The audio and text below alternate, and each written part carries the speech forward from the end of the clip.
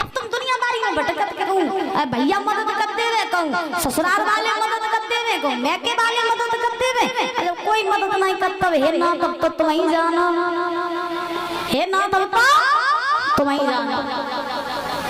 बात समझ में आ रही है? अच्छा ना बातों को मानती हो? नहीं मानती हो? मम्मी के साथ नहीं मानती हो? हाँ मुझे पता है, पंडाल में जो लो बैठी तो लो मुंह डाल लो, फिर घरे जाएंगे सब बराबर।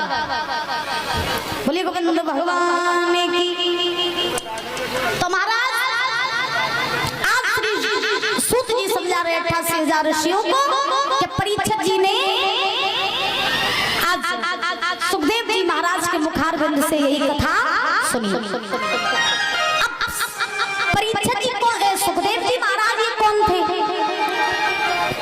इन्होंने परीक्षित जी को कथा कैसे सुनाई और सुखदेव जी महाराज को कथा का ज्ञान कहां से हुआ था? ये प्रश्न किया 88,000 ऋषियों ने सूत जी महाराज से।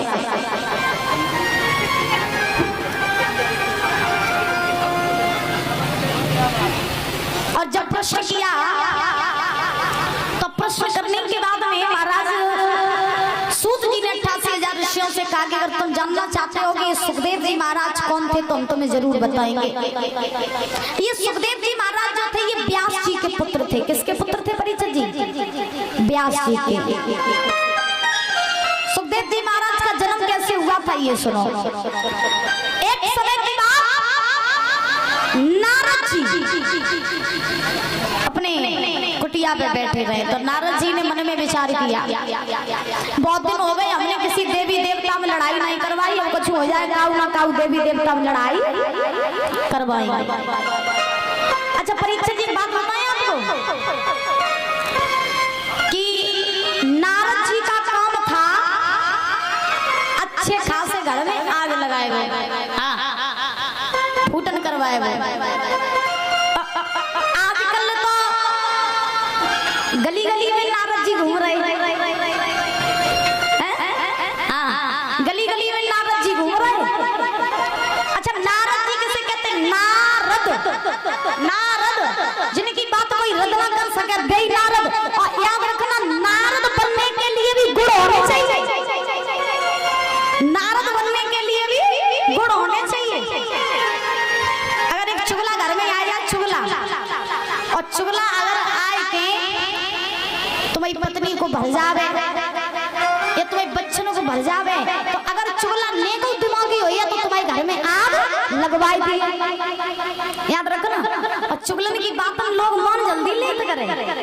और आजकल घर घर में लड़ाइयां होती है ताई के पीछे, दो चार चुगला घर में घुस जाते ताई के पीछे।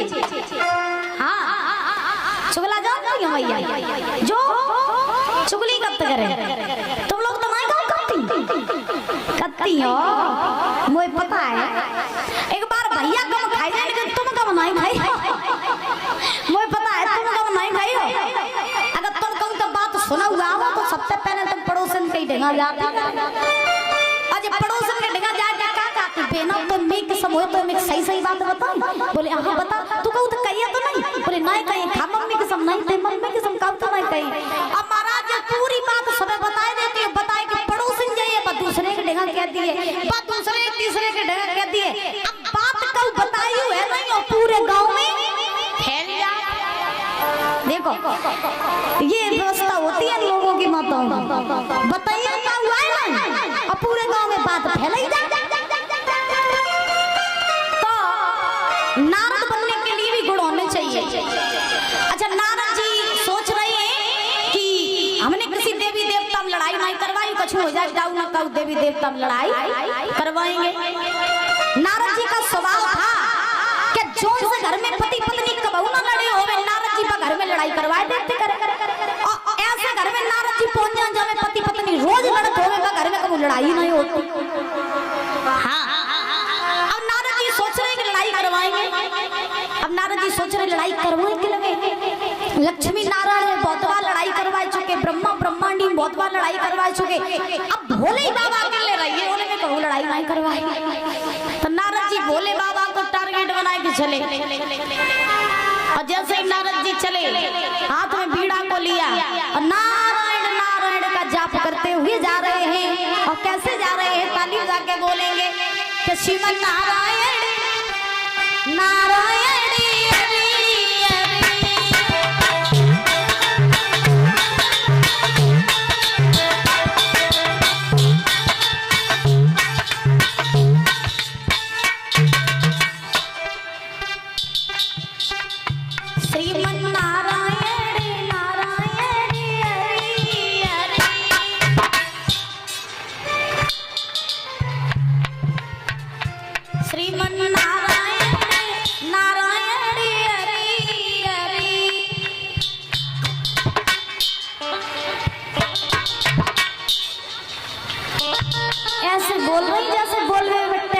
होवे जाऊ को बिलात होवे जैसे नहीं घर में अगर मीटर लगो होवे तो लोग का लाइट कम कम चलाइयो ना बिल ज्यादा आए कैसे तुम्हारे लोगों को सिस्टम है जगह तो जैसे कम कम बोलियो तो बिल कम आए ज्यादा तेज बोलियो तो बिल ज्यादा आए चाहिए।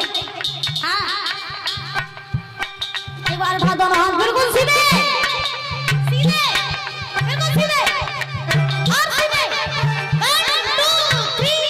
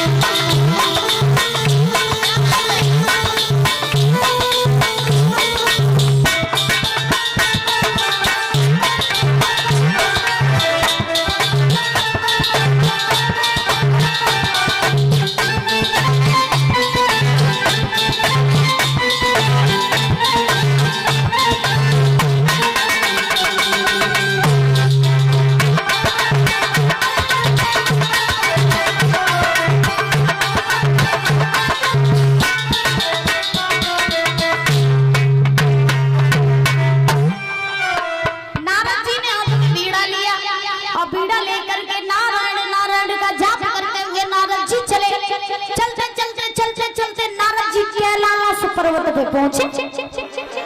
अब कैलाश पर्वत पर जैसे पहुंचे तो नारद जी पहुंच गए पार्वती कैलाश पर्वत पे। अकेले नहीं, भोले बाबा उस टाइम थे।